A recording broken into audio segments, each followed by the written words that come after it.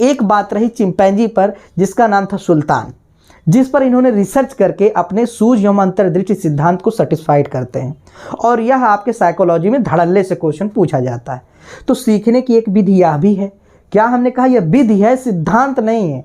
ये क्या है? विधि है। तो सीखने की एक विधि क्या है? सूझ एवं अंतर्दृष्टि का सिद्धांत, जिसे डायरेक्ट रटवा दिया जाता है आप लोगों को, उसे क्या कहते हैं? किसने पूछता है इसके प्रतिपादक कौन है? तुरंत आप बताते हो, कोहलर। तो कोहलर ने किस पे रिसर्च किया? तो चिंपैंजी पर किया। उस चिंपैंजी का क्या नाम था? सुल्तान नाम था। और रिसर्च कैसे किया वो मैंने आपको बता दिया। ये पहला रिसर्च है।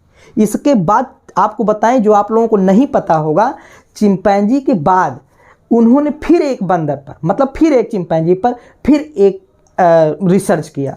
वो क्या था मैं आपको बताऊं। दोनों, कुछ लोग कंफ्यूज हो जाते हैं, लेकिन दो हैं जो कि जिनको पता भी होगा वो भी सोचते हैं ये वाला है कि ये वाला है। तो फिर इन्होंने क्या किया, एक जैसे पिंजरा टाइप का था, उसमें बंदर को बंद कर दिया गया और पिंजड़े से दिखता हो इस तरीके का पिंजरा था कि वहाँ से देखा जा सके बाहर। और वहाँ पे कुछ दूरी पर केला रख दिया गया। बंदर था भूखा। अब उस बंदर, मतलब चिंपैंजी, आप समझ लीजिए, मेरे मुंह से निकल रहा बंदर। लेकिन चिंपैंजी जब वहाँ पे अंदर रखा गया तो उसको वहाँ दो छड़ी रखी गई।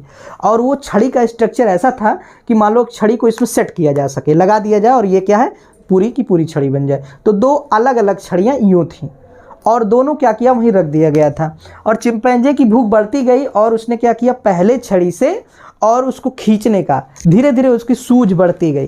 क्या किया उसने, भूख लगने के तत्पश्चात वो इधर उधर भड़कता रहा। फिर क्या किया, एक छड़ी उठाया और फिर उसको आगे करके खींचने की कोशिश की केले को, लेकिन वह पा ना सका केले को। लेकिन कुछ देर के बाद फिर वह इधर उधर भागा और फिर आया बैठा। उसने अचानक ही क्या सूझा, इसी को कहते हैं सूझ का सिद्धांत। न जाने क्या उसे सूझा और उसने क्या किया, अचानक ही उस पर लगाया और वो छड़ी क्या हो गई, सेट हो गई। अब ये छड़ी पूरी जुड़ चुकी थी और यह छड़ी से उसने क्या किया, उस केले तक जो है अपना एक हाथ उस केस से बाहर निकाला और निकाल के उस केले तक हाथ पहुंचा लेता है। तत्पश्चात केले को अपने पास खींच लेता है और केला मिल जाता है। यह भी जो सिद्धांत दिया कोहलर ने इस चीज़ को प्रूफ करने के लिए दो सिद्धांत क्यों दिए। लोगों को उस समय ये लगता था कि सिर्फ ये तो एक मतलब कि चिंपैंजी एक बॉक्स तो रख सकता था, तो उन्होंने एक छड़ी, एक तो बड़ा सा बॉक्स था तो हो सकता है उसके दिमाग में ज़्यादा वो घर करता बॉक्स, इस वजह से एक छड़ी का इस्तेमाल किया, एक बड़ा और एक छड़ी। तो छड़ी पर भी कुछ देर के बाद बंदर वह काम करना सीख जाता है। यह जो उसके दिमाग में आया, ये आवृत्ति हो रही है, ये सूझ का आवृत्ति था, है ना। सूझ आया और उसके माध्यम से उसने केले को प्राप्त कर लिया। इस नियम को क्या कहा जाता है, सूझ एवं अंतर्दृष्टि का विधि। सूझ एवं अंतर्दृष्टि विधि, फिर कहते हैं सूझ एवं अंतर्दृष्टि, ये विधि किसने दी, तो आप तुरंत कहते हो थॉर्नडाइक ने दी, कोहलर ने दी। ठीक, तो अब तो क्लियर हो गया। तो थॉर्नडाइक ने जो नियम दिया था वो सीखने पर नियम दिया था। कौन का, प्रयत्न एवं भूल का सिद्धांत दिया था। दोनों में अंतर है। थॉर्नडाइक इसको क्रिटिसाइड करते। थॉर्नडाइक के इस नियम को प्रयास एवं भूल का सिद्धांत, जिसे त्रुटि एवं प्रयास का सिद्धांत कहते हैं, इसको कोहलर ने क्रिटिसाइज किया। उन्होंने कहा कि लोग भूल एवं प्रयास के माध्यम से ना होकर के अधिगम को, बल्कि किससे सीखते हैं, मानसिक आधार पर सीखते हैं, बुद्धि के आधार पर सीखते हैं। और उसका नाम दिया सूझ एवं अंतर्दृष्टि का सिद्धांत, इसके आधार पे। तो उनके इस नियम को क्रिटिसाइज किया था किसने, कोहलर ने। तो ये रही आपकी पूरी थ्योरी जो आपने इस कोहलर पर, चिंपैंजी पर जो उन्होंने किया था। ये टेट और सुपर टेट के एग्जाम के पॉइंट ऑफ से इम्पॉर्टेंट है। तो मैंने आपको ये बता दिया, इसलिए वीडियो आपको देखना इम्पॉर्टेंट बन जाता है। ठीक है, और लोगों को शेयर भी कर दो इस वीडियो को। चलिए आगे चलते हैं। नोट में अभी हमने कहा कि जो बंदर ने यह कृत्य किया, क्या यह त्रुटि करके किया या फिर उसने अपने बुद्धि के आधार पे किया, आप क्या कह सकते हैं। लेकिन वहीं जब मैं थॉर्नडाइक की बात करूं तो थॉर्नडाइक ने क्या वह बुद्धि के आधार पे किया कि उसने त्रुटियां, गलतियां कर करके अधिगम किया।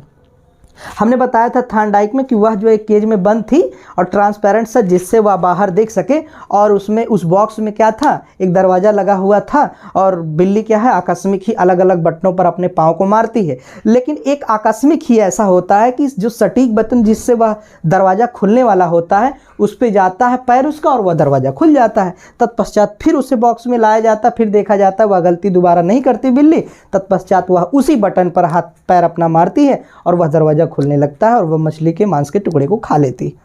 यह थार्नडाइक का नियम के अंतर्गत जो उन्होंने प्रयास एवं त्रुटि का सिद्धांत दिया था उस पर मैंने बताया था। लेकिन बिल्ली का यह कृत थार्नडाइक के अकॉर्डिंग देखा जाए प्रयास एवं त्रुटि था। वह प्रयास करती रही, गलती करती रही, और प्रयास करते गलती करते वह अधिगम को पूर्ण कर लेती है। इसी प्रकार से बच्चा भी करता है। लेकिन कोहलर के नियम को सूझ एवं अंतर्दृष्टि का नियम इसलिए कहा जाता है, सूझ एवं अंतर्दृष्टि की विधि इसलिए कहा जाता है क्योंकि यहाँ बुद्धि का इस्तेमाल होता है। चिंपैंजी ने जितना भी काम किया यहाँ अपने आंतरिक बुद्धि के आधार पर केले को प्राप्त किया। इन दोनों में अंतर है। इन दोनों के अंतर को मैं बखूबी अगले वीडियो में आपको दे दूंगा। इन दोनों के अंतर में से एक क्वेश्चन आ जाएगा।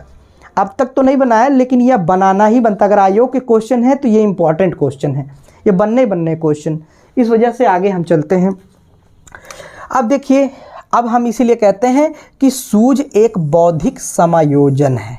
अब आपसे पूछ सकता है सूझ एक डैश डैश डैश डैश, यहाँ नहीं कहेगा सूझ एक डैश डैश डैश डैश समायोजन है। अब लिखिएगा बौद्धिक समायोजन है, सामाजिक समायोजन है, सृजनात्मक समायोजन है, संज्ञानात्मक समायोजन है।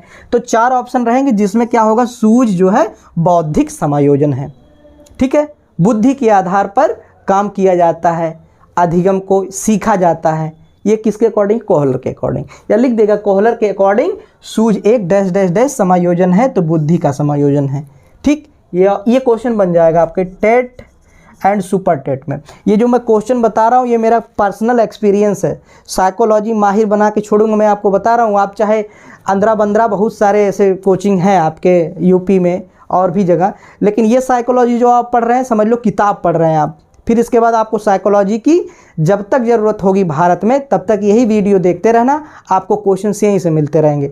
आयोग के ही नहीं, यूपी में, एमपी में, महाराष्ट्र, चाहे राजस्थान, चाहे गुजरात, चाहे पंजाब, कहीं के भी अगर प्राथमिक स्तर टीचर की बात रही, यह साइकोलॉजी हमेशा काम करेगी। अगर नहीं काम की यह साइकोलॉजी तो मैं आपको बता दूं पूरे के पूरे नियम थार्नडाइक को बदलना पड़ेगा, कोहलबर्ग को, पियाजे को, पावलोव को, इनको पूरी का पूरा सिलेबस बदलना पड़ेगा, तब जाके यह वीडियो नहीं मिलेगा, तब जाके इस वीडियो से क्वेश्चन नहीं मिलेंगे। ठीक है, इसलिए पूरे भारत में उपयोग करने वाले यह साइकोलॉजी का जो मैं चला रहा हूँ वीडियो। और मैंने आपसे एक चीज़ और बताया था, यह वीडियो मैं उन लोगों के लिए नहीं प्रेषित कर रहा हूँ, यह वीडियो मैं उन लोगों के लिए बना रहा हूँ जो गाँव में रहने वाले बच्चे हैं, जो गरीब अंचल के बच्चे हैं, जो आर्थिक स्थिति से कमज़ोर बच्चे हैं, जो नहीं जा सकते शहरी क्षेत्र में पढ़ने के लिए। अब उनके लिए कौन सी व्यवस्था है, सरकारों की बात तो नहीं करता, लेकिन मैं अपने हिसाब से जितना कर सकता हूं मैं उतने करने की कोशिश कर रहा हूं। इस वजह से उन सारे बच्चों से यह निवेदन है कि इस वीडियो को ज़्यादा से ज़्यादा लोगों तक शेयर करो, ताकि ये वीडियो उन लोगों तक पहुंचे जो बेचारे कहीं कोचिंग नहीं जा पाते हैं या किसी